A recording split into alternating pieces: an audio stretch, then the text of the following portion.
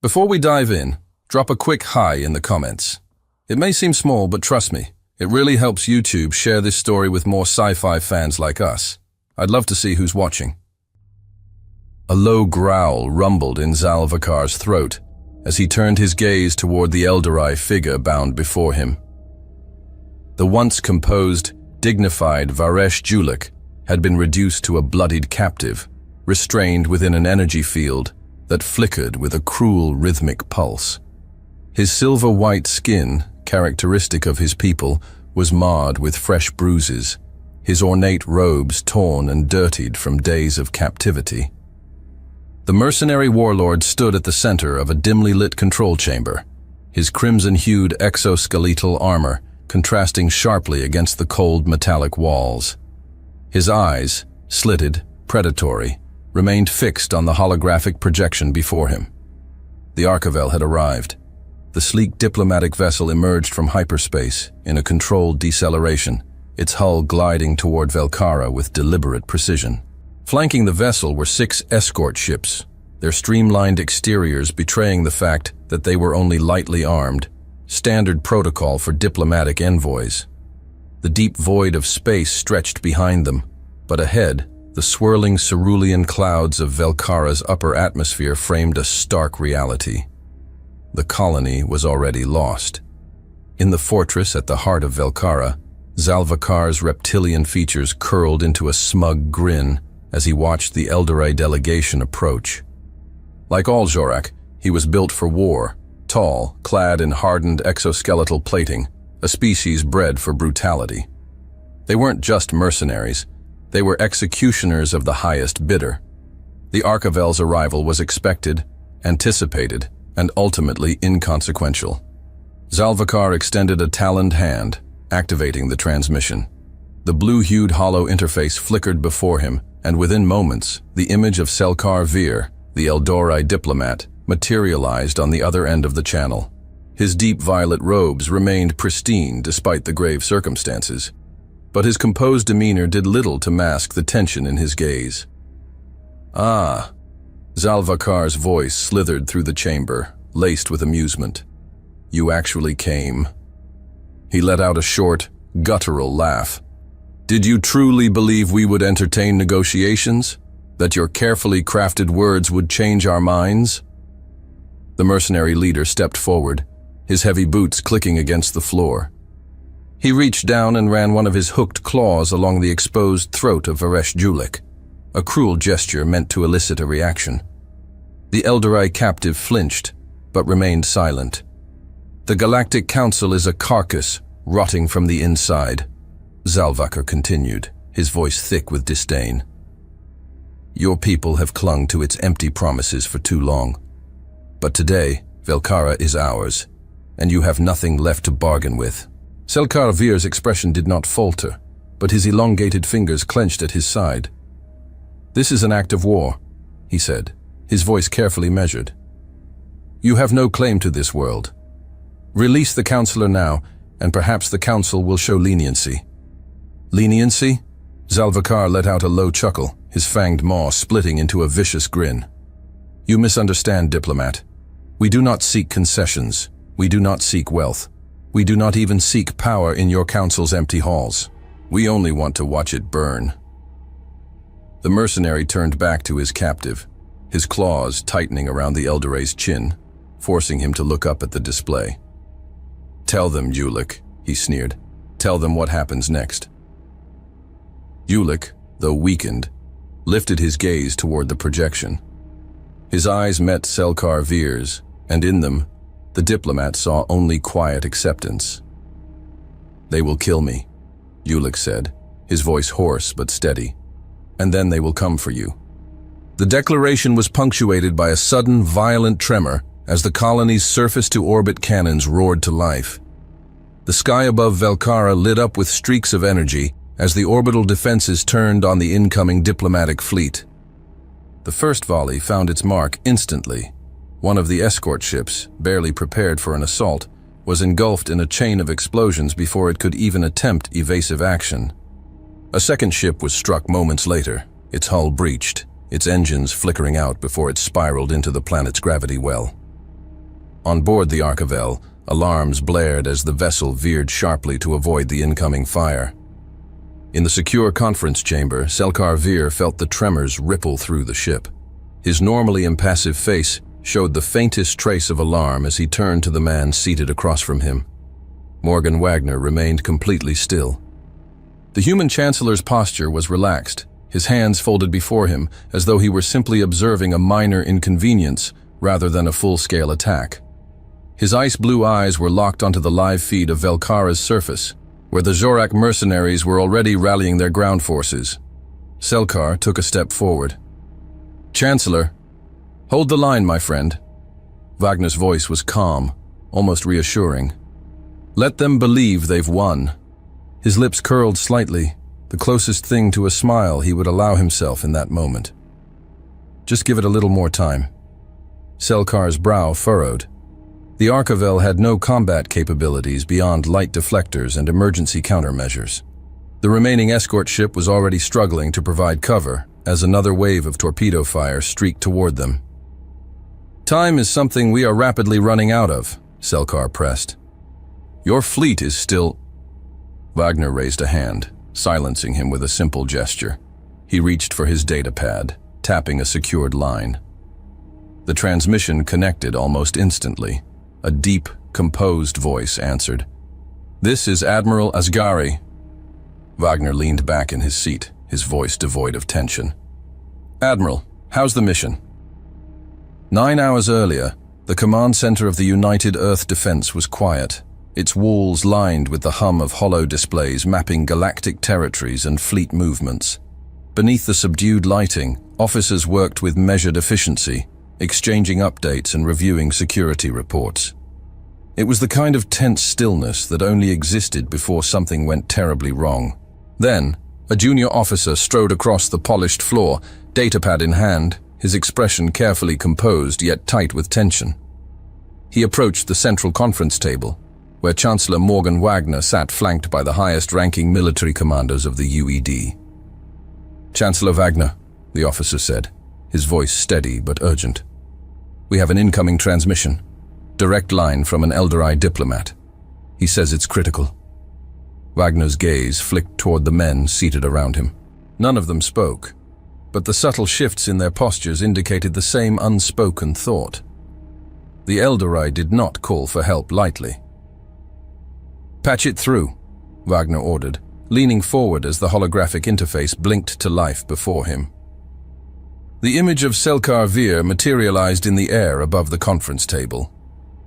The Eldorei diplomat's normally composed face was tight with strain, his bioluminescent silver eyes slightly dimmed, a telltale sign of stress in his species.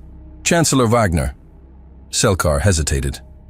"I know this is not your conflict, but—" Wagner cut him off, his voice firm. "Speak, Selkar." The Eldorei composed himself quickly. "Velkara has fallen." The words silenced the room. Selkar pressed forward. "The colony, it's lost. The Zorak mercenaries executed our security forces and seized the fortress. Councillor Varesh Julik is their prisoner. They're threatening to execute him publicly." Wagner's face remained unreadable. And the council's response? Selkar's jaw tightened. The council has chosen to analyze the situation. His voice held no small amount of bitterness. They fear that an intervention might escalate tensions with the Zorak factions. They claim they cannot afford a diplomatic incident, so they need to think. The weight of those words hung over the room. The council, cowards in their bureaucratic hesitation. Selkar leaned slightly forward, urgency cutting through his voice. "Chancellor, they will do nothing.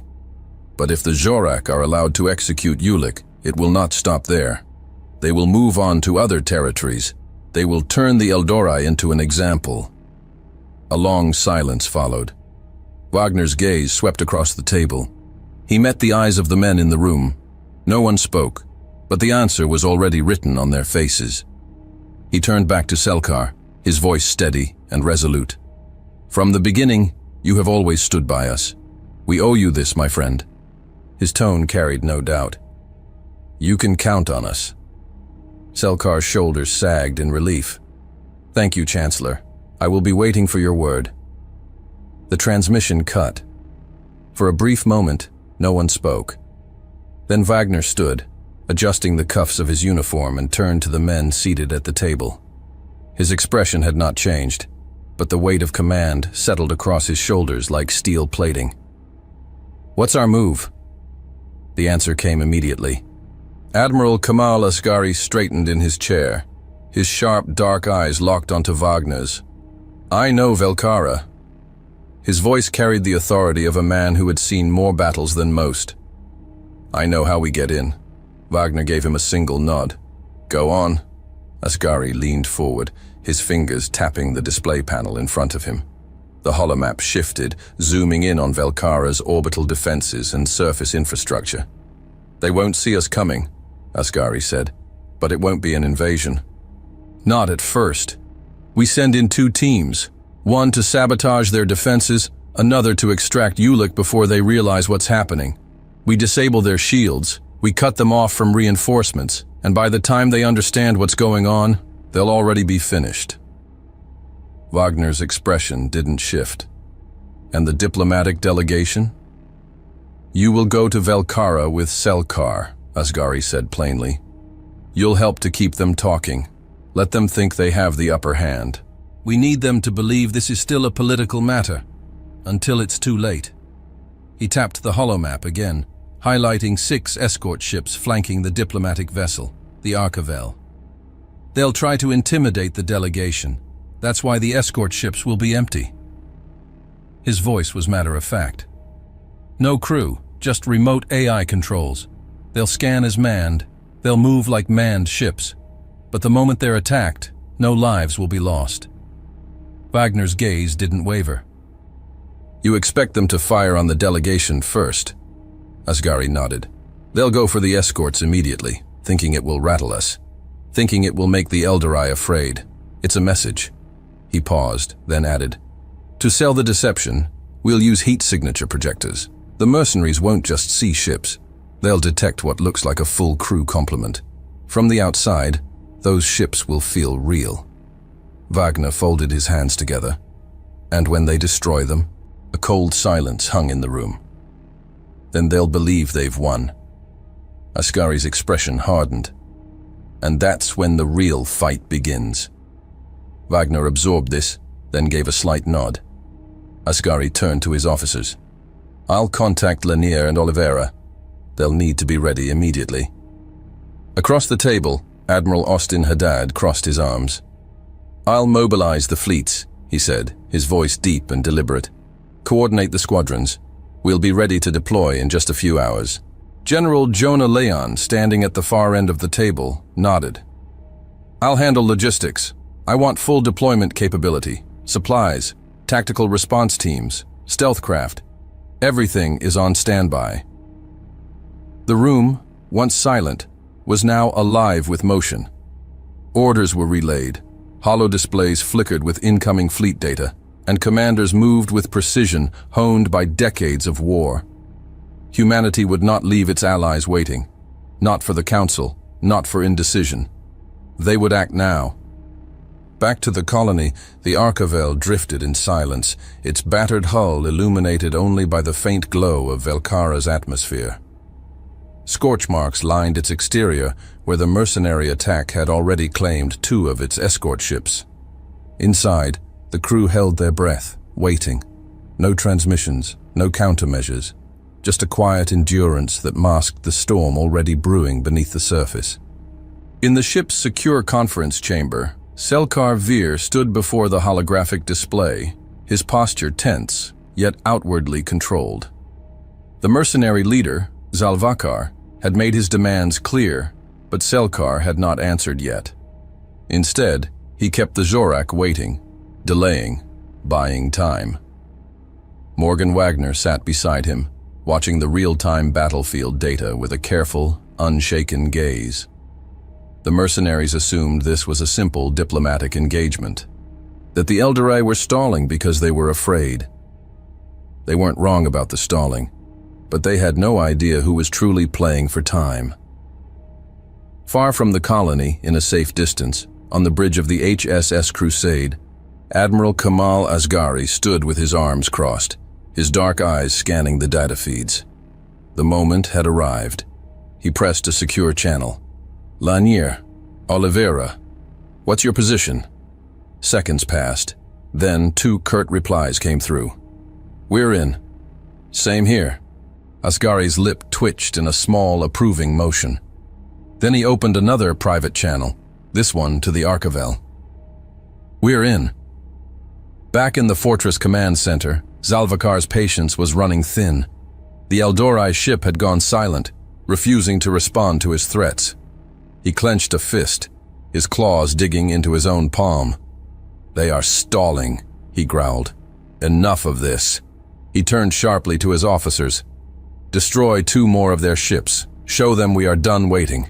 And if they do not respond after that, we begin executing prisoners. Start with the lesser officials. The Eldorei will break before they let one of their leaders die on a broadcast." A technician's mandibles clicked nervously.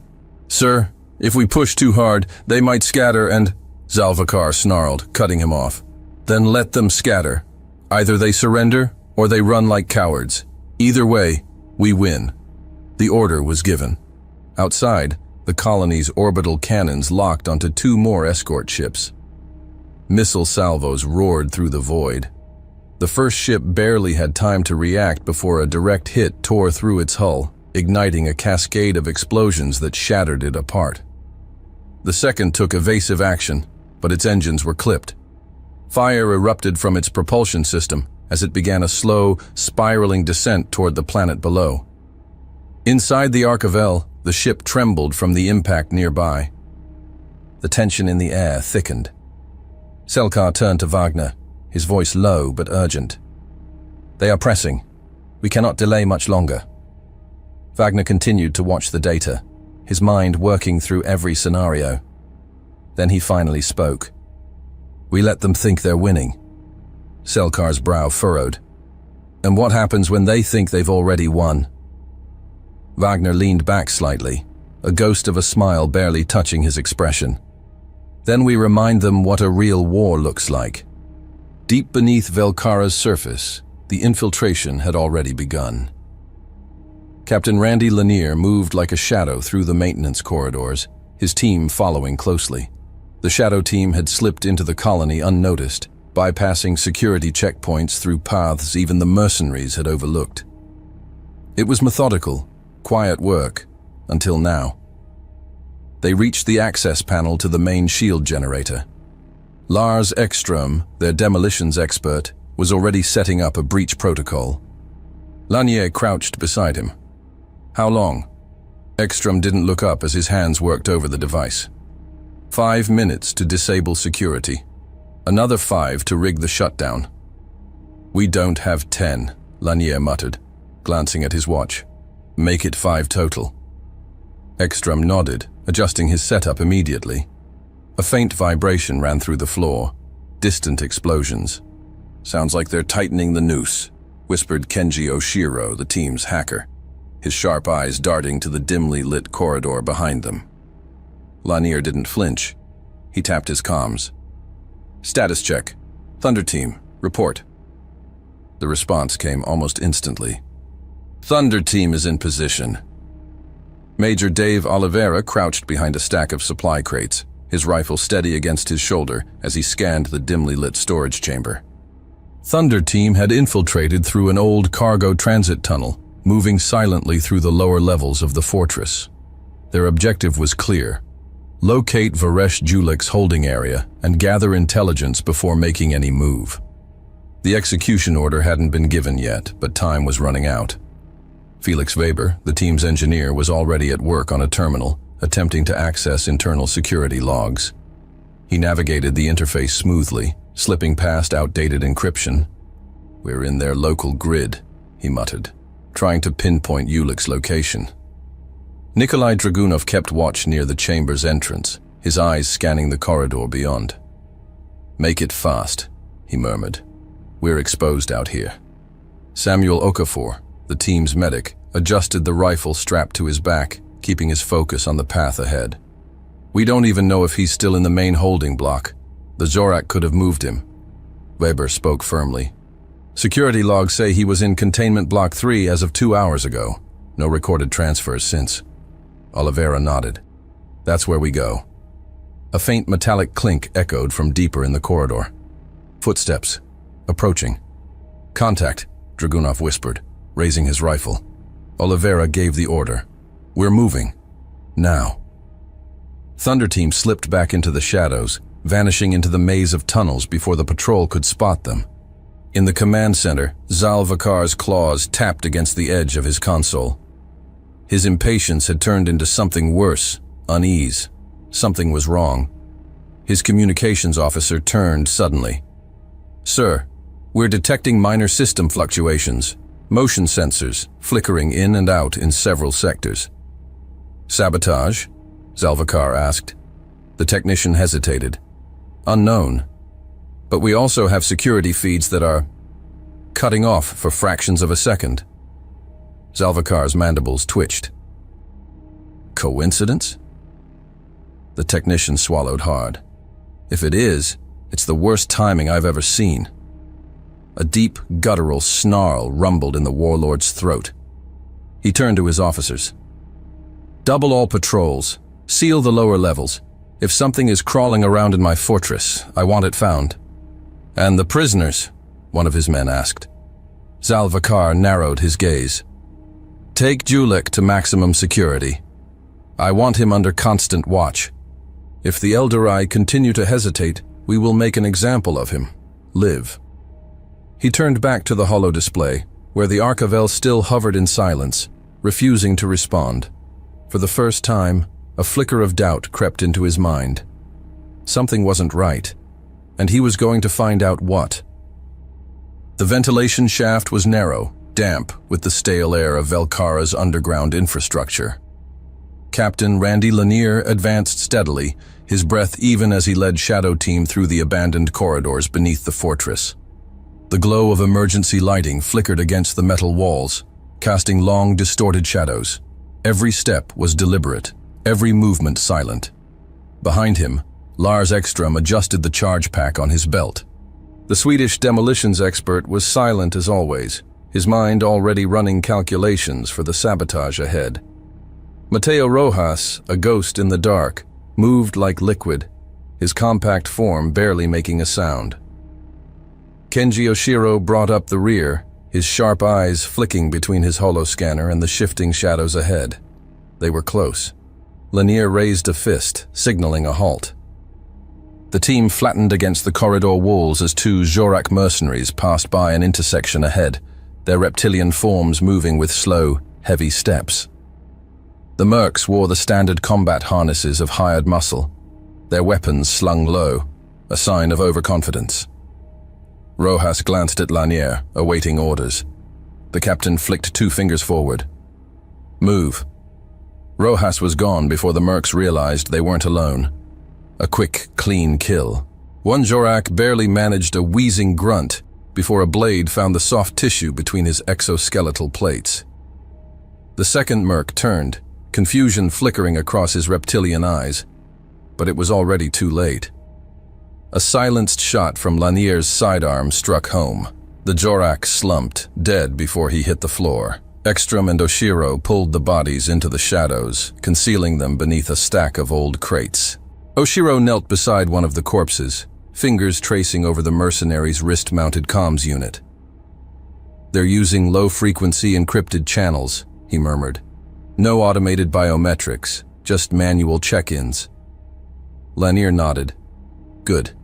That buys us time. They moved again, faster now. The central shield control was just ahead. In the lower levels of the fortress, Thunder Team navigated through a dimly lit service corridor. Major Dave Oliveira held up a closed fist, bringing the team to an immediate stop. He turned, exchanging a silent glance with Nikolai Dragunov, who knelt at a junction ahead, scanning the path forward. They've cut security protocols here, Felix Weber whispered, his fingers ghosting over an inactive scanner panel. No automated turrets, no locked doors. Oliveira frowned. Forced cooperation? Weber nodded slightly. Most likely. Either the mercs bribed someone, or they had leverage. Dragunov shifted, his heavy frame moving with surprising stealth for a man of his size. "Doesn't matter now," he muttered. "Only thing that matters is that we use it." Oliveira pressed forward, keeping low as the team reached an auxiliary storage bay. The scent of fuel and metallic residue hung thick in the air. Arjun Bhatia, their marksman, took position at the entrance, his rifle held steady as his sharp eyes scanned the upper walkways. "Clear for now," he murmured. Weber moved toward a stack of supply crates, inspecting the contents. His fingers brushed across a shipment tag. He stiffened. "This is Eldorei stock," he whispered. This place was an active colony supply depot before the invasion. Okafor, standing at his six, frowned. "And now?" Weber met his gaze. "Now, it's a war chest." Oliveira glanced at the crates of weapons and rations, the markings barely scratched away beneath fresh mercenary identifiers. This was stolen property, repurposed for the Zorak occupation. He turned to Dragunov. "Mark this location. We'll use it later." The Russian gave a curt nod, setting a small tracking beacon on the side of the largest container. Bhatia's voice came through the comms, low and controlled. "Movement." The team froze. The sound of heavy boots approached from a corridor adjacent to the bay. A patrol. 3 mercenaries. Oliveira flicked his wrist. Dragunov and Okafor to the right. Weber and Bhatia to the left. The team melted into the shadows. The first mercenary stepped into view, scanning the bay. His helmet's integrated visor scanned the room, but the dim lighting and thermal distortion from the storage units masked Thunder Team's presence. His partner followed, a Zorak officer by the insignia on his pauldron. His tongue flicked out, tasting the air. "Something's wrong here," he muttered in their guttural dialect. His companion shrugged. "You're paranoid. They never saw it coming." 2 muffled shots. The first merc dropped before he could react, a single bullet finding the base of his skull. The Zorak officer turned, snarling, but Dragunov's blade silenced him before he could sound the alarm. The last soldier barely had time to draw his weapon before Bhatia took him down with a precise shot to the temple. A quiet stillness followed. Oliveira exhaled. Bodies secured. Move. Thunder Team slipped back into the corridor. The path to Containment Block 3 was clear, for now. Zalvikar stood at the center of the fortress command chamber, his claws drumming impatiently against the console. The silence from the Eldorei ship was stretching too long. It unnerved him. His gaze flicked toward the holodisplay, where the Arkavel remained in orbit, unmoving. "They should be groveling by now," he muttered, irritation creeping into his tone. A Zorak technician hesitated before speaking. "Sir, we continue to detect unexpected power fluctuations, this time in the lower sectors." Zalvikar's eyes narrowed. "What kind of fluctuations?" The technician adjusted his controls. "Minor but erratic. Some of our automated systems are drawing inconsistent power loads. It could be simple infrastructure strain, but..." Zalvikar's mandibles clicked together sharply. "Or someone tampering with them." The technician's throat bobbed. "It's not enough to trigger an alert, but I've flagged the readings as anomalies." Zalvikar let out a low growl, his claws tightening against the console. "No alarms, no direct interference, just flickers?" "Yes, sir, but only in specific areas. Maintenance tunnels, storage blocks, places that don't see much activity." Zalvikar's gaze darkened. "Then send a patrol. If it's a power fluctuation, I want it fixed. If it's something else..." His mandibles twitched into a sneer. "I want them dead before they cause me an actual problem." The warlord turned to his officers.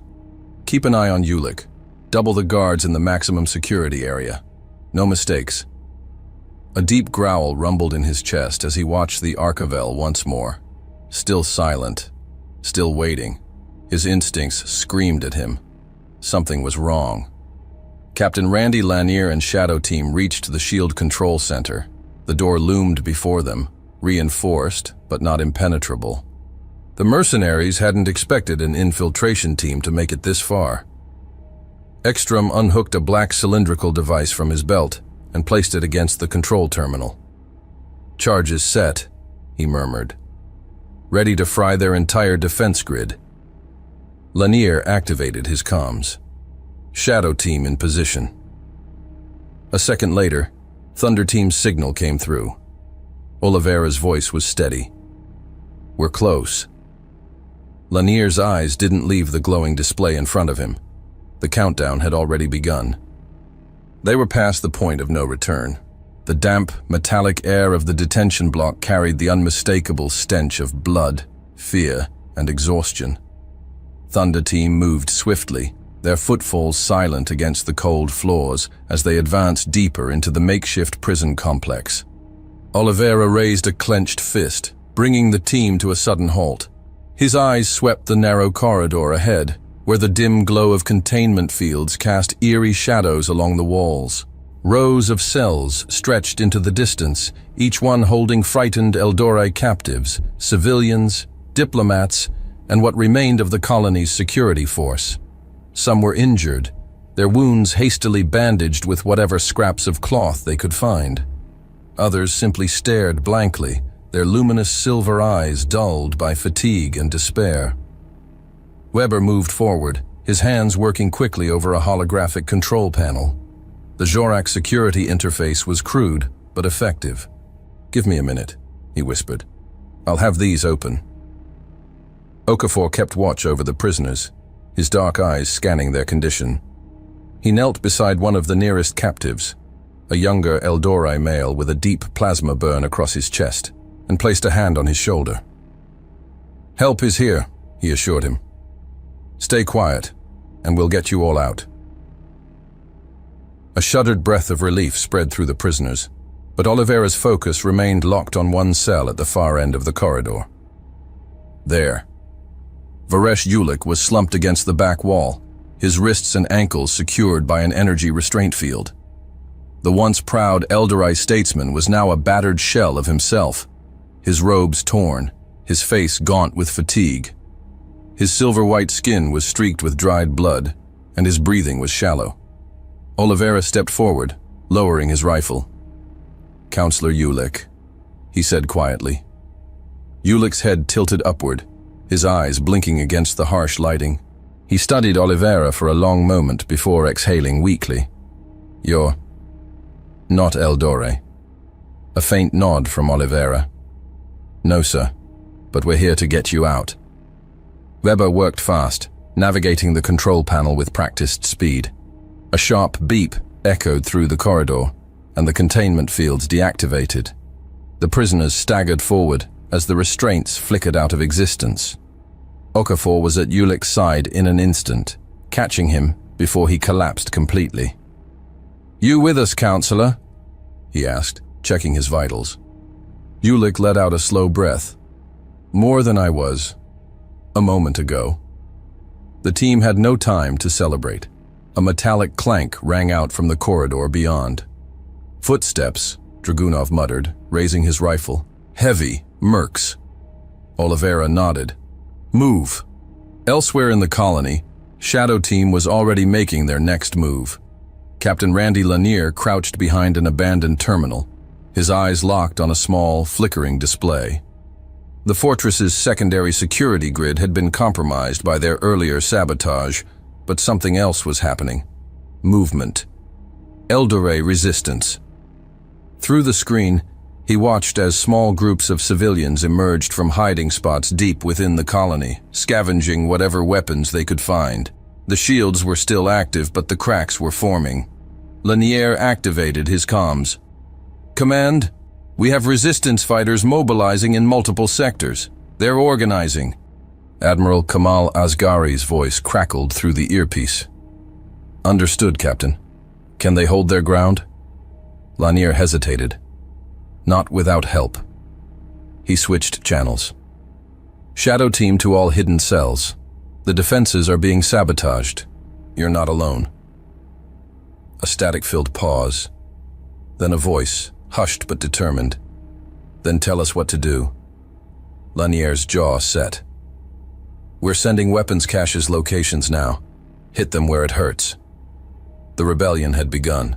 In the fortress command chamber, Zalvikar paced with growing frustration. The Eldorei ship remained silent, and his mercenaries had yet to report back from the lower levels. His patience was running thin. Then, a console beeped sharply. "Sir," a Zorak technician called. "Security feeds are showing unusual movements in multiple sectors. Civilians, armed civilians." Zalvikar's mandibles twitched. "They're fighting back?" Another alert. The technician frowned. "And we just lost surveillance feeds near the detention block." The warlord's eyes narrowed. "Tell me that's a malfunction." The technician swallowed. "No, sir." Zalvikar let out a deep, guttural snarl. He turned sharply to his officers. "Deploy kill squads. Contain this now, and double the guards at the control center. This is no longer a waiting game." "And the prisoners?" one of his subordinates asked. Zalvikar's claws curled against his gauntlet. "Kill them, all of them." The order was given.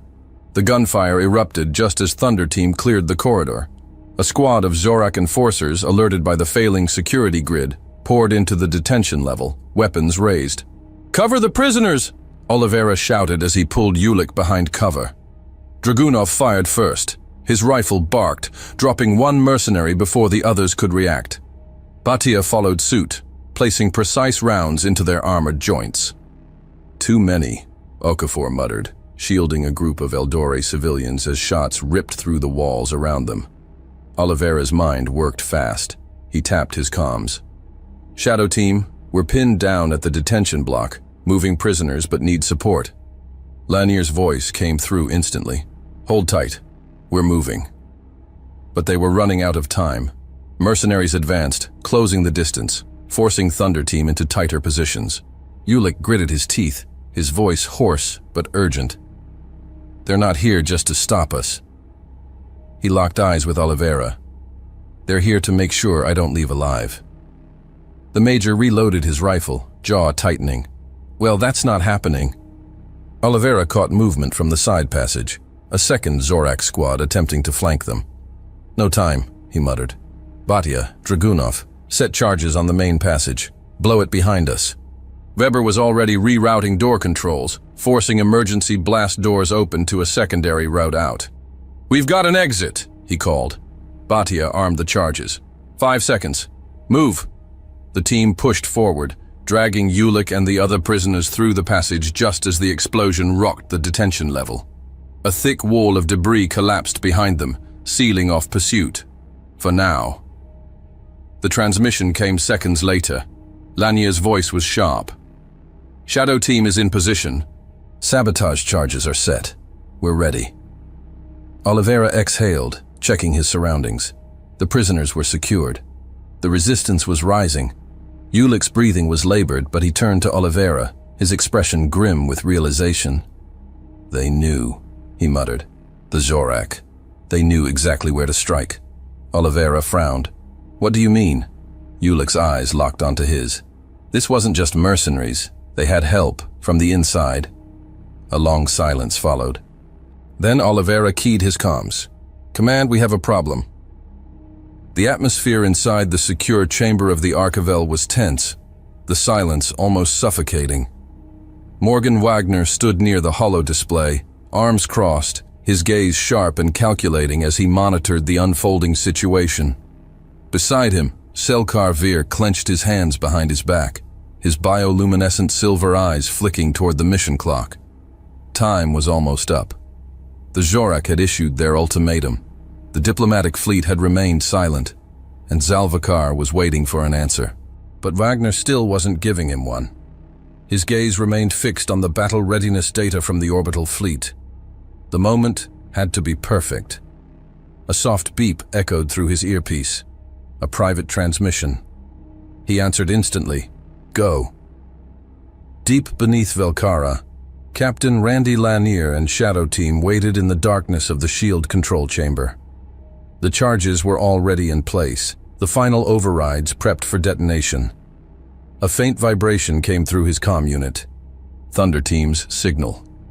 Lanier tapped the final command sequence quickly. The fortress's defenses collapsed in an instant. Across Velkara, shield projectors overloaded, their energy barriers disintegrating into flickering distortions before vanishing completely. The fortified dome that had protected the mercenaries from orbital retaliation was gone. On the hollow monitors inside the Zorak command center, warning signals screamed across the display. Zalvakar's yellow, slit-pupiled eyes widened in disbelief as the colony's entire defensive network failed simultaneously. "What?" a technician stammered. His claws raced over the console. "Sir, all shielding is offline. Energy grids just flatlined. It isn't a power failure. It's a coordinated breach." Zalvakar's mandibles curled in fury. "Impossible!" The lights in the command center pulsed red, multiple alarms triggering throughout the base. His forces were suddenly exposed, vulnerable. His chest heaved with realization. This was never just a diplomatic engagement. This was an attack, a carefully orchestrated human deception, and now they were here. He turned, his roar of rage echoing through the chamber. "Find Julek! Kill him! Now!" Officers scattered. "And that cursed fleet! Wipe them from the sky!" The mercenary strike squadrons launched instantly, their sleek, black-hulled interceptors racing toward the Eldorei diplomatic vessels, plasma weapons charging. The Archivel and its last remaining escort ships had no real firepower. They had only survived this long by holding formation and stalling. Now that stalling had run out. The mercenary fighters locked on, plasma lances heating, their targeting systems ready to finish the job. But before the first shot was fired, a new alarm shrieked across the battlefield. Sensors flared red. Zalvakar's eyes snapped to the hollow displays. New contacts, multiple, large, and then the void of space ruptured open. A void ripped open, and from it came a warship, twice the size of the Archivel, bristling with heavy-caliber railguns and kinetic shielding strong enough to weather a fleet's wrath. It did not arrive as a mere ship. It arrived as judgment. The HSS Crusade, Admiral Kamal Asghari's command vessel. The mercenaries barely had time to react before the first salvo tore through their formations. Hyper-accelerated railgun slugs split the darkness of space, shattering the lead Zorak squadrons before they could veer off course. The remaining interceptors scattered, their attack run obliterated before it had even begun. A moment later, the Crusade's transmission cut through every active channel, Zorak Command, the Eldorei fleet, and every mercenary still alive on Velkara.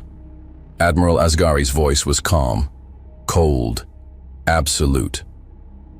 "This is Admiral Kamal Asghari of the HSS Crusade." A pause. Then in a tone that left no room for negotiation. "Your time is up." Orbital combat erupted in full force. The Zorak fleet, now fragmented and leaderless, scrambled to regroup. Their once coordinated formations were reduced to fractured, desperate movements. Ships veered erratically, dodging the relentless barrage from the HSS Crusade and its squadrons of human interceptors. Inside the Crusade's command deck, Admiral Kamal Asghari, eyes fixed on the tactical readouts, watched attentively as his forces continued to tighten the noose. "Sir, enemy vessels are attempting to break past Sector 5. Asghari's voice was firm. "Cut them off. Deploy interceptor wings Bravo and Delta. No escape routes." "Aye, Admiral." The order was executed within seconds. Human fighters, sleek, fast-moving ships built for surgical precision, swept in from both flanks, pinning the retreating mercenaries against Velkara's orbit. The Zorak had one last chance, and they knew it. Inside the command chamber of his fortress, Zalvakar watched in mounting horror as his fleet was being torn apart. "This isn't possible," he hissed, his claws curling into the edge of his control console. He spun toward his officers. "Activate the Kratak charges, now!" A silence. The command chamber froze. A nervous technician turned to him. "Sir, the Kratak have already been disarmed." Zalvakar's mandibles flared in fury. "What? How?" Another officer's voice shook with fear. "Sabotage!" The humans, they knew. His roar of rage echoed across the room, but outside no one cared. The battle had already passed the point of no return. On the ground, Velkara was burning. Gunfire rattled through the streets, plasma bolts ripping through shattered buildings as mercenary squads fought to hold their last positions. But they were losing. The Eldore had risen. Captain Randy Lanier pushed forward, his weapon barking short, controlled bursts as Shadow Team advanced through a narrow alleyway toward the remnants of a Zorak defensive barricade. "Move up! Keep the pressure on them!" Mateo Rojas vaulted over debris, his blade flashing as he silently dispatched a Zorak enforcer before the alien could react. Lars Ekstrom crouched behind a wrecked vehicle, setting up a remote detonation charge on the last remaining turret emplacement blocking their advance. Setting charge.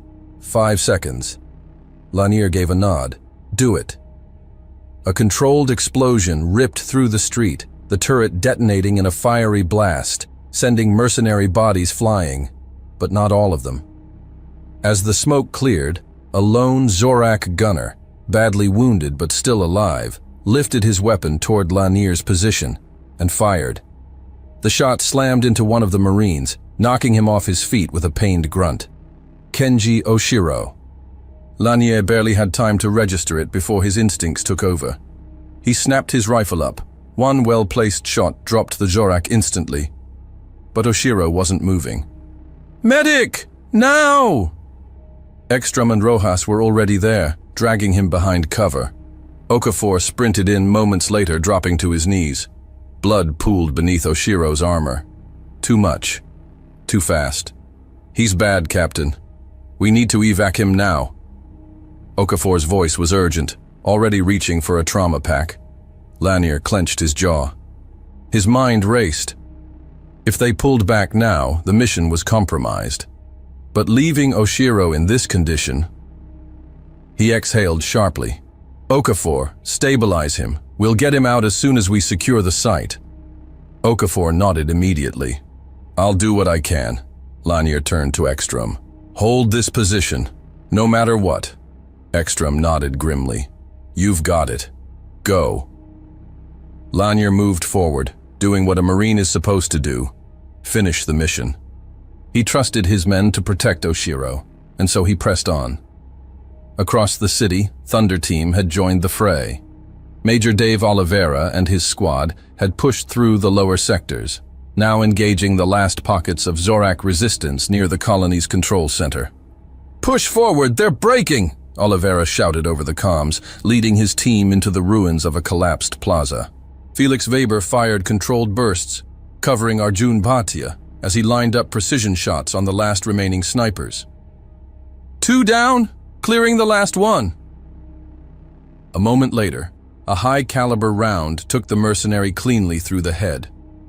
Samuel Okafor was moving civilians, helping the last Eldore survivors out of the remaining combat zones. The battle was almost over. Back inside the fortress, Zalvakar was out of options. His fleet was decimated, his ground forces overrun, his sabotage plan neutralized. The Zorak warlord turned sharply, making his way toward a hidden corridor at the rear of the command center. An auxiliary hangar, a single ship prepped for emergency escape. He wasn't staying to die. Zalvakar didn't care about his men, didn't care about Velkara, didn't care about anything but his own survival. And so, as his forces fell and his command crumbled around him, the mighty warlord ran. The hangar was barely holding together.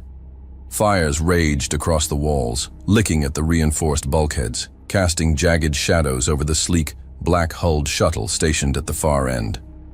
Emergency sirens wailed, mixing with the distant roar of gunfire from the collapsing fortress. Zalvakar moved swiftly, his heavy boots clanking against the metal flooring. His mandibles twitched with rage, his chest heaving with each breath. Everything had fallen apart. The mercenary fleet was gone. His forces were scattered, dead, or surrendering.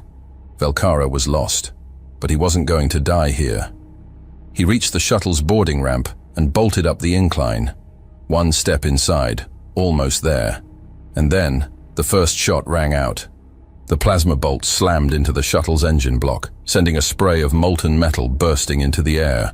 The power conduits ruptured, and the ship lurched violently, its escape sequence cut short. Zalvikar spun around, his eyes blazing with fury. Two figures stood in the entryway, Captain Randy Lanier and Major Dave Oliveira. Their rifles were still raised, the barrels smoking from the perfectly placed shots that had just crippled the shuttle. "That's far enough, Warlord," Lanier said, his voice steady, deadly cold. Zalvikar snarled, his claws flexing as he reached for his sidearm, but Oliveira was already moving.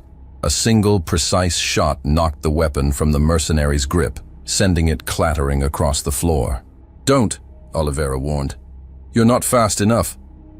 Zalvikar bared his fangs, his massive form tensing, contemplating a charge. But he wasn't stupid. He had lost. Slowly his claws raised into the air, his yellow eyes burning with silent fury. "I should have burned this planet to the ground," he growled. Lanier stepped forward. "Too late for regrets." With a swift motion, he secured restraints around the mercenary's wrists, locking them in place. The great warlord of the Zorak, the butcher of Velkara, was now just another prisoner. Admiral Kamal Asghari stepped through the smoldering corridors of the fortress, his dark eyes scanning the ruins of what had once been the Zorak command center.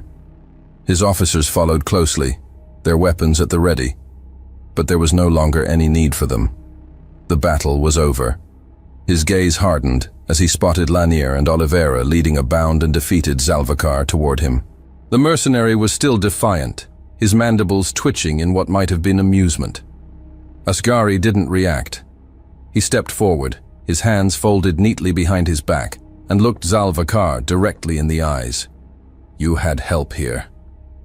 A long pause. Then, with a voice as cold as the void, Asghari added, "And you will talk." Zalvikar's mandibles curled upward, forming a mocking grin. And then, he laughed.